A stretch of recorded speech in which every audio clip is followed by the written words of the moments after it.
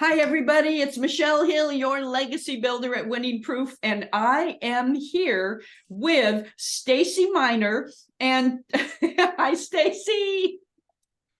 Hi, everyone. And I'm so excited to have Stacey today because, as many of you know, that I've just launched a book, The Heart Swindler, Reclaim Your Heart and Stop Falling for Liars, Losers, and Lunatics, which I'm excited to say most of you know that it got #1 bestseller in 6 categories, for which I am very excited about. Woo! Congratulations. Thank you so much. Well deserved, very well deserved. It's a lot of work to do a book launch, and I had an industry mentor helping me, and it was still like so much work, but I learned so much. And in the process of that, Stacey and I have known each other for many years now, and she was my transcriptionist when I was a ghostwriter. And I would interview clients and she would transcribe the interviews. And she had this goal of being an actress, this funny little goal. But Stacey did not quit. And she was just, I would say, just narrowly focused on this goal. She was going to be an actress. She had made some headway, but now I am so proud to say she is a full-fledged actress with many roles. She's done 2 award-winning films on her own. And that's just an introduction. That's not our focus today, but I had to shout her out because I'm so proud of her. And we're going to dive into some of the meat. Stacey wasn't a contributor to the book, but she can definitely contribute to what living in a narcissistic situation is. So Stacey, I want to say hello to you. And hello, and thank you for having me on here. Very much so. And I have to say, I don't care what your profession is, what your age is, what your status is financially, socially, anything else. No one is exempt from these kinds of people, and depends on where you are in your life. And it was at the worst point, the lowest point in my life, that I think, like we had talked before, they like sniff you out. You need somebody. You need to know that you have worth, because your self-esteem is so low. You need someone that values, or at least makes you feel like they value you, when everybody else has kind of disappeared. yeah, that's so true. And so I want to kind of dive into your story a little bit and just ask you, what do you think was the initial draw? I mean, you explained what you needed at the time, and yes, it tends to happen when we're in a low point, but what do you think that the qualities that you have, which I know to be caring, kind, nurturing, do you think that he was attracted to you because of that? Or what was the initial attraction in the relationship? I think the people that do this are very insecure themselves. And like you said, they find someone who is nurturing. I had always been at a very high point in my life, and all of a sudden I went into depression, anxiety. At one point in time, well, I had grief over the loss of my mom. And then I went from single mom having the world by the horns to having everything gone. You know, my daughter had gone off to college, and my mom had passed, and I dove into work, and now I'd become a workaholic, and I had no other social life. And here was someone who, I guess you could say, well, he told me everything that I needed to hear to feel worthy, to feel needed, because nobody else needed me anymore. You know, what are you doing working so hard and not going out? Oh, you're beautiful. You need to be out somewhere, and I can give you the world. You know, it comes at a lonely point as well, that someone tells you what you need to hear. And here comes a rescuer, someone to rescue you from being depressed, being lonely, not thinking that you're good enough, not thinking you have enough to offer.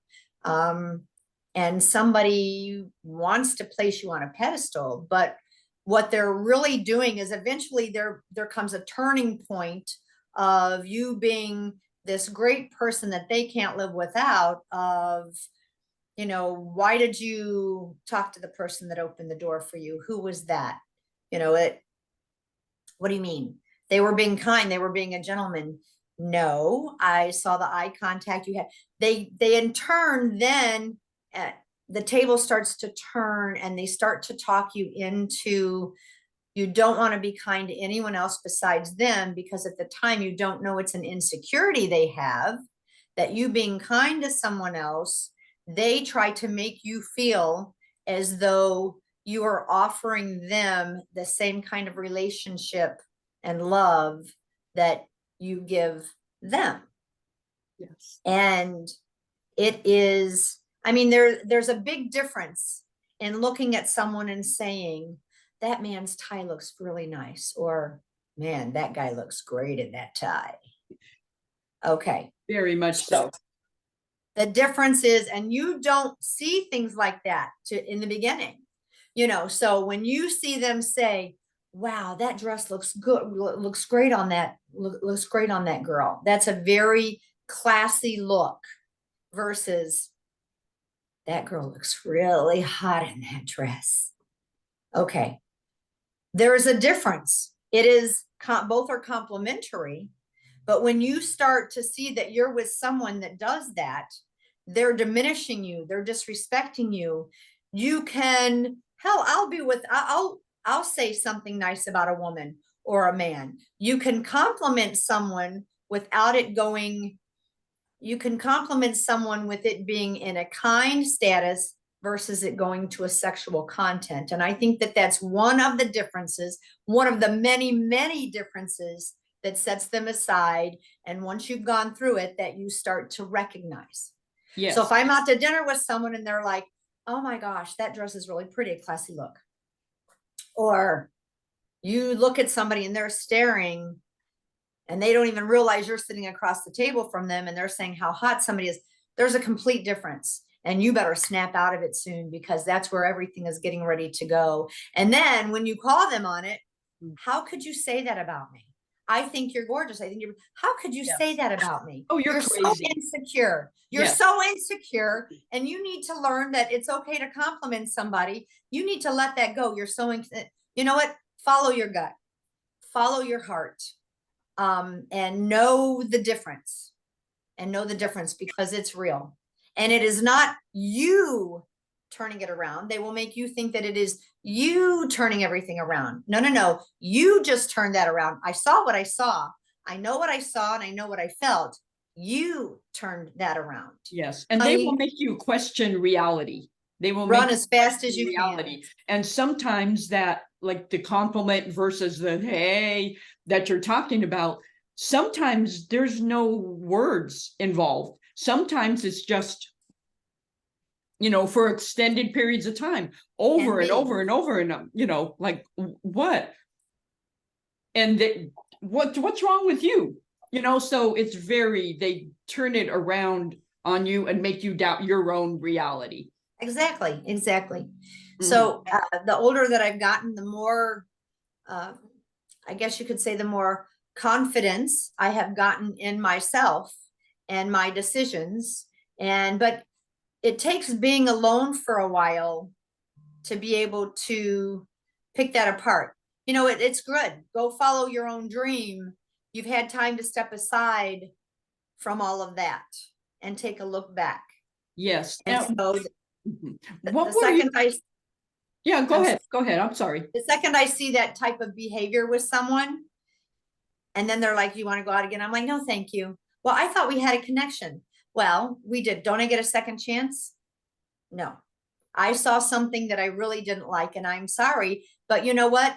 I don't need to, I can still be kind, but I don't need to go out with you just to make you feel like you did nothing wrong. Oh, no, you did nothing wrong, but you let me see something that I wasn't happy. Well, but you didn't see the real me. You know, you need to give me another chance. You didn't see the real me. You didn't. Okay, you know what? Then we need to just take a step back. And, you know, if down the road, maybe we can, see that again. And, and then here comes flowers. You've completely misjudged me. You've completely misunderstood. How can you treat me that way? Go with your heart, walk away, Yeah, walk away. absolutely. And in the relationship that you had, that you've described, what were the first signs you saw?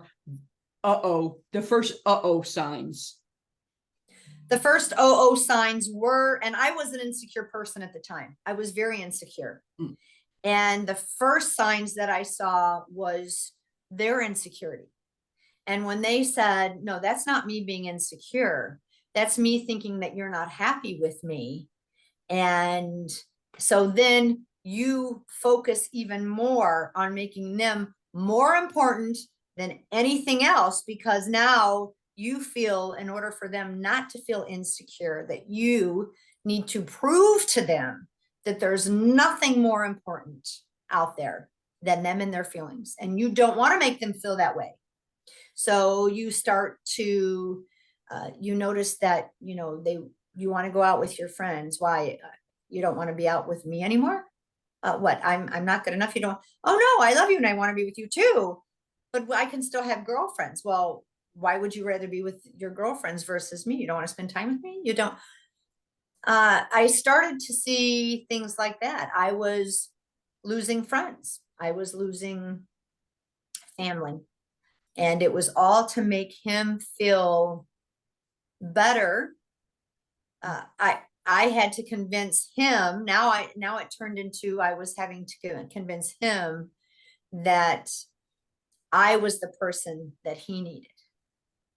Yes. Yeah. Because, and then in turn, they try to let you know that you are nothing without them, when in fact, they are nothing without you. So their hook, line, and sinker is, don't leave me, you'll be nothing without me. When in reality, it is, don't leave me, I have no identity without you. You give me the strength I need, but as soon as you stand up to them and let them know that you're not going to tolerate their behavior, they belittle you and they try to cut you off from everyone around you.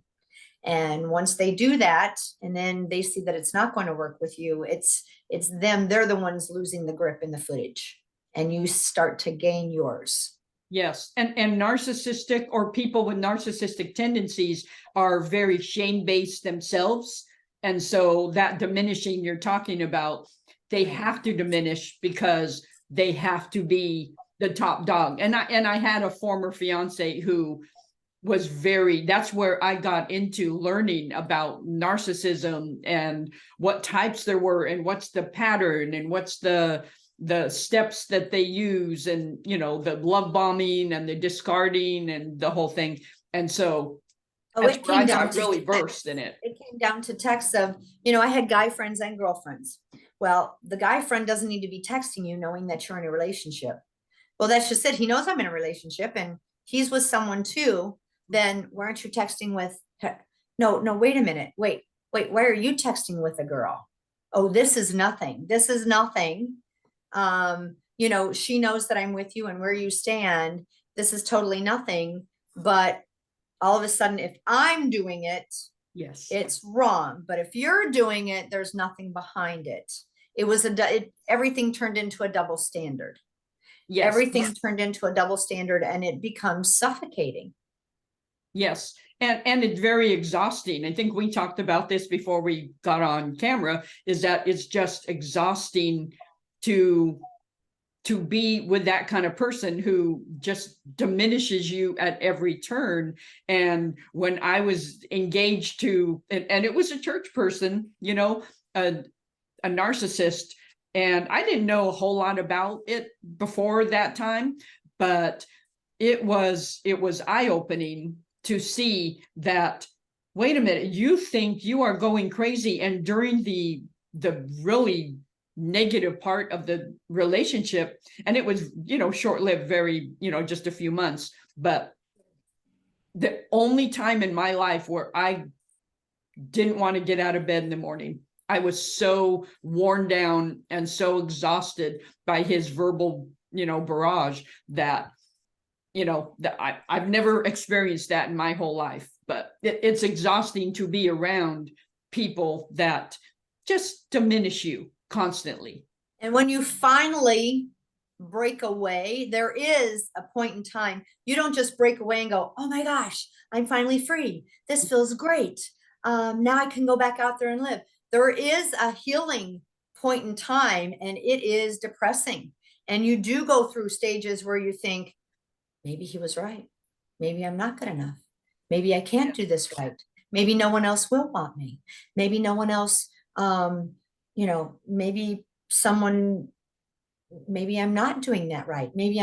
And then you know what? And then you get to a point in time where you're like, because all it takes, you've got to work through it. It's like anything else. You have to go through it to get to the other side. There is no way around it. That's right. There is no way around it. And you have to heal, and you have to face it, and you have to go through it.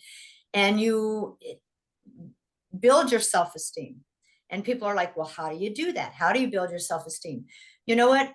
There's a circle I'm very, very blessed to have, and I can count on one hand the friends that when I went through this time of loss, of grief, of breakup, there is a group of friends I'm very, very blessed to have that's who I relied on. They checked in with me. You have to check in on somebody. If, you know who your circle is. You love them. They love you back. You can do no wrong because they love you. Yes. They know that you are perfect just the way you are. And yes, there were friends that, you have to have friends. Nobody is exempt from this. And there is no one that has a perfect life. Everybody has that. There's got to be that one friend. And if not, find them, because they are there. Everyone goes through this at some point in time, where you need somebody that you can call and say, I'm going through a really rough time today, and I don't know how I'm going to make it through the day. I need help. Can you help me? I went through professional counseling. I went through my church. I knew something was wrong and I didn't know how to get past it. I said, I need help. I don't know how to do this. So, it's easy for somebody to say, go through the healing, get through it. You're going to come out on top. But how do you do that? How do you do that? So there are people that, it may not be the level that you're at or something that you're going through, but it is something similar where somebody always needs a friend. And there's always going to be a friend there that understands where you are, and you are not as bad as you think you are, and you are not in a spot that you can't get out of. So don't be afraid to say, I need help, or, hey, I need somebody to talk to. And I was very, very lucky that I had a group of friends that allowed me to do that helped me get out of that rut. And like I said, I even had to, at one point in time, go to professional help. And once I realized that you're really stronger than you thought, and you are nowhere near where he had put you, it was an awakening moment. And that actually gave me the confidence and the strength that I needed to step out and start. And one of the pieces of advice that I got from counseling was, before you were in this spot, what made you happy? What did you do that made you happy? And I said, you know what? I used to love to volunteer with canines for veterans with PTSD. I used to love to work with the dogs. They're like, go back, go do that. Go do that. Once a week, once a month, go do that. Surround yourself, put yourself in a situation where it was something that made you happy before any of this happened. Yes. And you would be surprised at how it raises your spirits, because I was good at that. And I was good at working with animals. So go back to something where you know that you were good at it. Even if it was, you were good at drawing, you were good at artistry, you were good at whatever it was that made you feel you were good at. You worked at a shelter, you helped at a pantry, you went to an old people's home, and whatever made you feel good doing something, go do it. Go do that. Try it once. And if it still made you feel good and you're like, that made me feel good again, go do it again. So as you know, I have a rescue. She saved my life. Yes. That girl saved my life. And she's actually been in a few pictures herself. So she's a German Shepherd, Sadie. She's a German Shepherd. So I wound up fostering her and of course adopted her. And here we are 7 years later. She Yes. just turned 9 this month. And people are like, oh, you rescued that dog. No, she saved my life. She saved my life. So people are like, people tell you, you need to go do this, but how do you go do it? Go do something that makes you happy.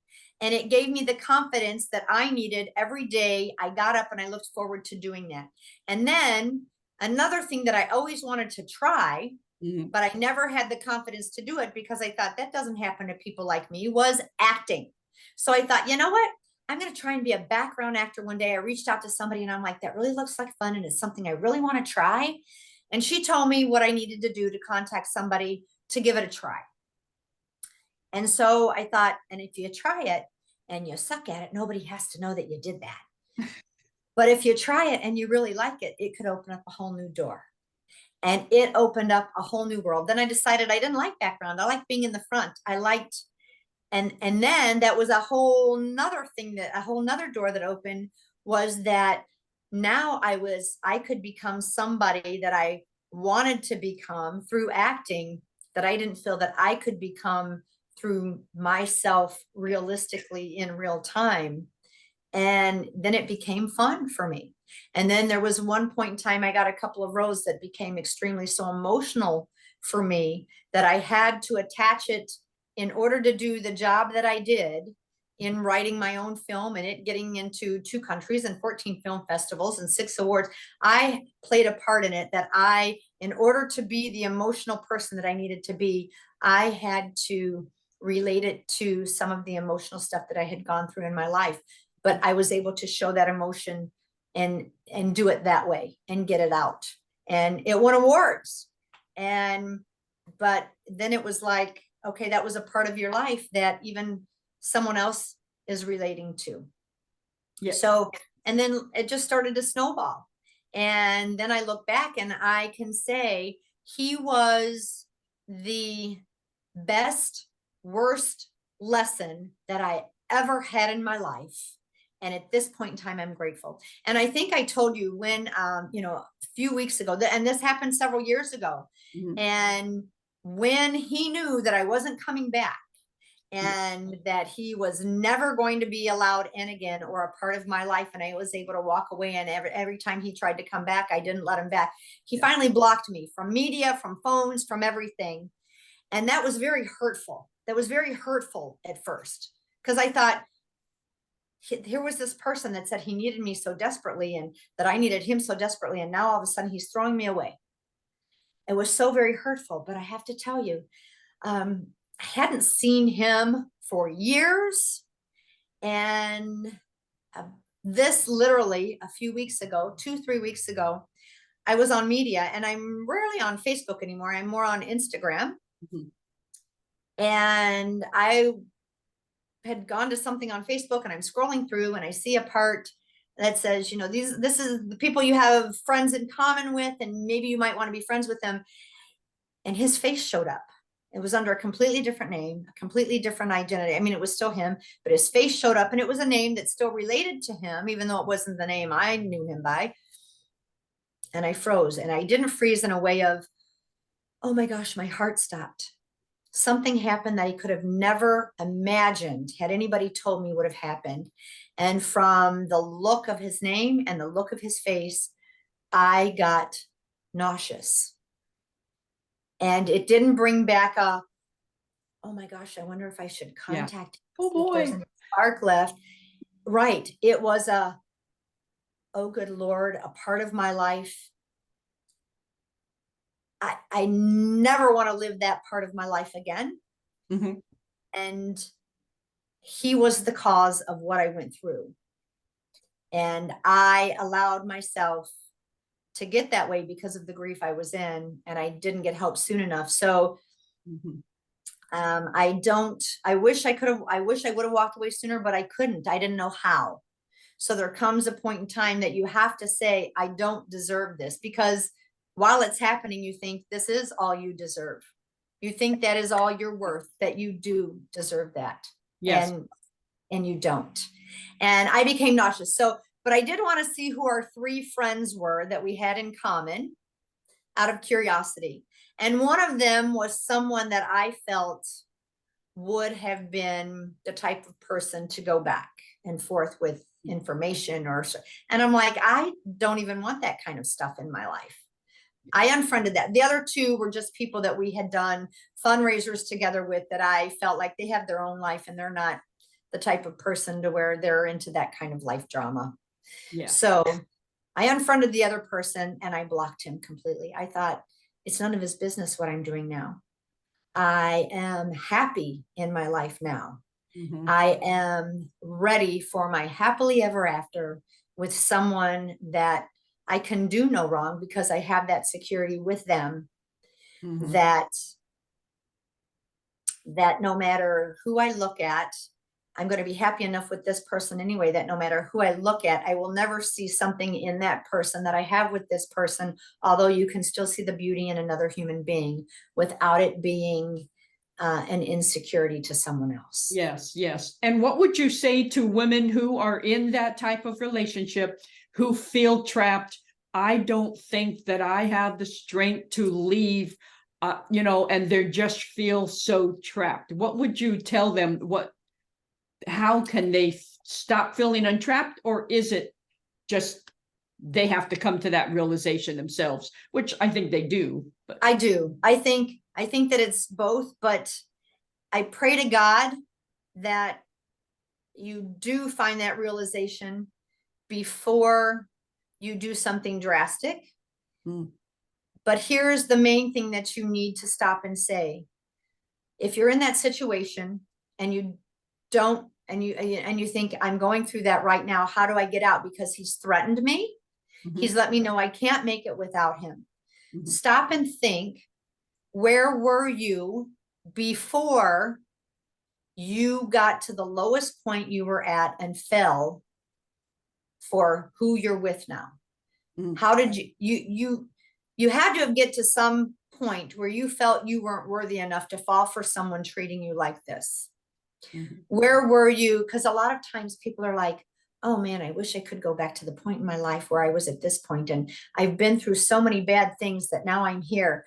Where were you? You were surrounded by people that you trusted. You were surrounded by someone that let you know that you were kind, that you were good, that you could make it on your own.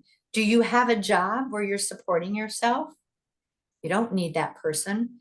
Did they get you to a point where and this was a repeated relationship for me. I had a second husband that made me rely on him for money. You don't need to be working. I'm going to take care of everything. So the relationship I've been talking about was after a marriage that did the same thing to me. I fell right back into that. And his control was controlling me with money. He knew that if I couldn't afford to pay my own bills, or if I couldn't afford a place on my own, that where was I going to go? So you need to insist that I need to do something for myself. And I was threatened with, he was going to kick me out. I had nowhere to turn. So you need to start to find the confidence to know that you are worthy, that you can do it on your own. And when they start to think that you are going to go do something on your own, sometimes they turn abusive. I started reporting his behavior to the police. I couldn't get out. I couldn't get away. So now his control was still there, but I'm trying to get away. I'm trying to get out, and he won't let me. But now when the police go away, you're stranded at home with him. Leave me alone, because I will call the police again. It went, but again, you have to have friends you can rely on, people that you can rely on. Go to somebody and say, I need help. And they do threaten you. You do go back, because you're thinking, I don't want to get hurt, and I don't want the people around me to get hurt. But in all reality, once you bring someone else into the situation, their level of security drops way down because now someone else is onto them. Someone knows that they are a swindler. Someone else knows that someone's onto their game, and they're not so secure anymore because you call them on it. Yes. Once you call them on it, you take away levels of their strength. Yes. And their goal is to divide and conquer most of the time. Anyway, they will put wedges between you and your family, you and your friends, because they want to isolate you. You start to take your confidence and your strength back, they start to lose theirs. And once they start to lose theirs, they start to lose control.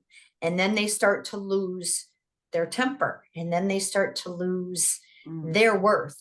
Then you see them coming at you even harder. And that is the biggest cue, that you've got to get out of that. You've got to get away from it. Yeah. And don't be afraid to say, I need to get away from you for a day or two. Go stay at a friend's, go stay in a hotel room. At one point in time, I went and stayed at a hotel room, and call the police.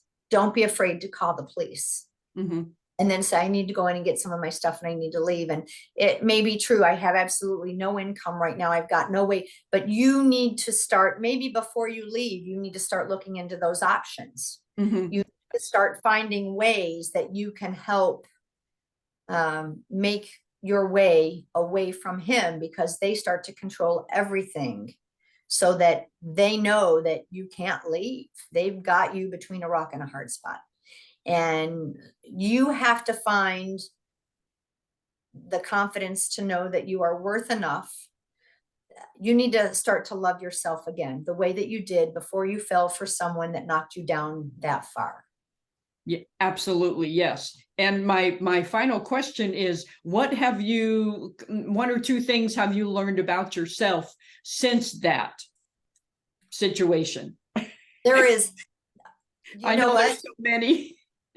There are. And two things that I might want to say: you are truly stronger than you could ever imagine. Yes. You have strength, you have confidence, you have will. And it is so very true. You have survived 100% of your bad days, and you will always do that. Oh, you're going to have bad days. You're going to have good days. Pick up the phone and call somebody. I'm having a really bad day. Yes. Go meet someone for lunch. Go do. There is nothing so bad that you can't get past it. And there is no one that has never been in a situation where they haven't had a day like that. There is nothing you can't survive. So yes. If I had to say one statement, you will survive, you will overcome, and you will be stronger than you've ever been in your entire life. Go get them. Oh, I love that, because I think that is the crowning statement of this whole conversation, is that I don't think women walk in their worth and know how powerful they are and know what they're capable of. And that's that realization that yes, you can, is so empowering to get up, pull yourself up by your bootstraps, and you can make things happen. Go get yourself a hobby. Go start putting your attention somewhere else. Who knows? You might start making a living out of doing that. It will be, that's how you will start to learn to gain your self-control back and your worth. Find what makes you happy. Find one thing that makes you happy and give a try. Give a try at it, and take the next step and do that, and start to put your time into that. And start to veer away from what doesn't make you happy and start to find what does make you happy. And who knows, you might have a whole new career, and you might find out that you really can follow a dream. And the people that are kind and loving and that are supposed to be with you, the ones you lost along the way, you can get those back. You humble yourselves. You apologize where you need to apologize. And the people that love you are going to be there through it all, no matter what. And the people that don't belong there, God will make sure that you have been separated from them, because it's very true. God saw the conversations you didn't, and there will be people that will go with you on your journey that are supposed to be there, and people that are not supposed to be there. And Yes. There is nothing that you can't do, nothing that you can't survive. And you learn who those people are along the way. And more importantly, you find yourself and learn who you are too. You don't doubt yourself anymore. You don't question your abilities. You don't question who you are. And if someone comes along that does, those are not your people. That is not your circle. Yes. You stay away from those people. You know what? It was great seeing you today. I hope everything is well. You know, very kind. Take care. Good to see you. Okay, bye. Are you available for lunch? I'm sorry, I'm really not. That's it. And it is, yes, that's exactly what you do. And without explanation. Not everybody deserves our, oh, but it's because, and I can't meet with lunch because. Oh, I'm huge on that. I'm huge on that. Me too. People are like, you can say that you're not available without having to tell them why, because you don't need to convince them, really, you did nothing wrong. I just can't make it today. You know what? Sometimes people do something wrong and you don't want to be around them. And that's okay. You know what? I'm really sorry, maybe another time, but I really can't do that today. Yes. With a period on the back of that, not a comma. I still do that. So I have my best guy friend. He told me one day, you need to learn how to kiss. I go, excuse me? He goes, I'm like, okay, we've never been to there. He goes, keep it simple, stupid. Oh, KISS. Keep it simple, stupid. So now there's even times I'll find where I'm answering a text message and I'm like, oh, wait a minute. Oh, that's not very kiss. Delete. And before I know it, you're halfway down a page with the text message. And then I'll delete. And all I need to do is go back and say, thank you so much, but I won't be able to do that at this time. Yes. I just deleted this so I could say this. I'm an explainer too, so I relate to that, and I am continually learning that to just delete all these lines of text and just kiss. And I love that acronym because we have to kiss better. Yes, exactly. So as we wrap up, I cannot end this without asking you what's happening in your actress career. What exciting thing is happening? Okay, so I am currently on 5 movies on Tubi, Stacey Miner. I am on 1 on Peacock. One of them, it says Stacey Miller because the editor never got it out, but that's okay. It's still on my IMDb the right way that it should be. I'm still working with this director. I'm getting ready to do 2 more films with him. Actually, within the next week or 2, I'll be filming another film. I have been auditioning. I've done a couple of commercials. I don't know if there comes a point in time where you ever think, okay, this is the big one. You just got to give your all for all of them because you don't know what room you're going to wind up in. All it takes is one phone call. And every day I'm very faithful and I'm very prayerful. And I know that my name is in the mouth of someone that can change my life and in a room that I haven't stepped into yet. And that's whether you're doing acting or whether you're going to walk into a restaurant. Everything can change in a second. And when you hear that, everyone thinks, well, it means something bad. Everything can change in a second. You know what? It means something good too. So, and that's exactly how quick something can turn. I can hang up here and there might be an email from somebody or a phone call from somebody that can change your life. Yep. And that's what and so always know that it could be good. Don't think bad. It can always be good. Yeah. In anticipation, I'll live in good anticipation of, I'm going to get that check in the mail today. I'm going to get, I always do that. And I get some money in the mail because I love that. I always think there's going to be something good or just what you just said. So I love that. And one more thing I do have to say. Please do. I am so grateful for you. When I was at a very low point in my life and I was doing the transcription for you, it was something that I loved to do.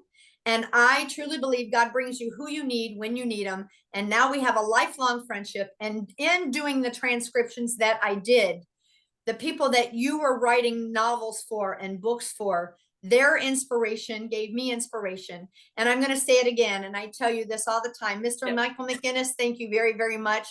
I have a refrigerator full of quotes that I looked at every morning that got me through, that gave me confidence.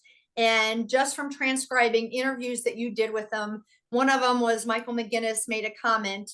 He said, your success is determined by where you decide to quit. And that hit me so hard. I stopped transcribing. I went and I wrote it on a sticky note and I stuck it in the middle of my refrigerator. And it is still there. And I still see it every single day. And my refrigerator is covered in sticky notes that Michael McGinnis, other people that you did novels for, Joyce Meyer, people that have said, that have so stuck with me, that have given me the confidence that I needed at the time that I needed it. Yes. And they still are very strong with me today. So, you know, if that's where it starts, and somebody is at a low point and they have a favorite saying, write it. Yes. Write it and look at it. And I'll tell you what, and I have a tattoo, my God heart. Okay. Yes, I see It looks that. like a heart, but it says God. Yes. G-O-D. So that is my God heart, and I see it every single day, and that gives me strength. And that's where you start. That's where you start. Find something positive in your life that you can hang on to, and you will find that everything positive is within yourself, and no one can take it away from you. That's stuff that you have that nobody can take away from you, and that's what you have to hold back on to and get rid of the negative. And that includes getting rid of your swindler. Yeah, absolutely. Yes. And I'm so thankful for you too, Stacey. I mean, we have I think from the beginning, we just had a great friendship connection. Like you said, friends for life. You have been there to encourage me when I've been in the low parts. And so Thanks. I'm very thankful for you. Thank you. And thank you. I think that's what, you know, we're of, as they say, kindred spirits. So I'm very thankful. And for everybody watching this, I am going to put Stacey's links and everything in the show notes so you can access them and keep up with what she's doing and what exciting acting roles that she is playing and what film she's making and all that. So Stacey, I just appreciate you. Thank you for taking time today. Thank you, everyone, and good luck. And you can do it. You can do it. Absolutely. We've all done it. We've all done it. So yes. Go from where you've been and go to where you want to go, and you can do it. Yes, you can. Yes. Miss Michelle, I love you. Good luck. And I'm so proud of you and happy that you wrote this.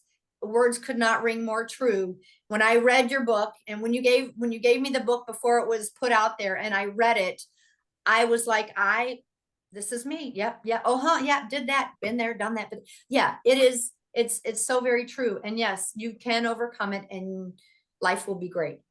Absolutely, positively. And I will leave theheartswindler.com, the link to that, to the website, and the link to Amazon in the show notes as well. So you will be duly educated. And if you have comments or questions or anything about this episode, if you would like and subscribe, that would be awesome. And that really helps. So I would appreciate that. And until next time, thank you for watching another episode of Winning Proof Unscripted.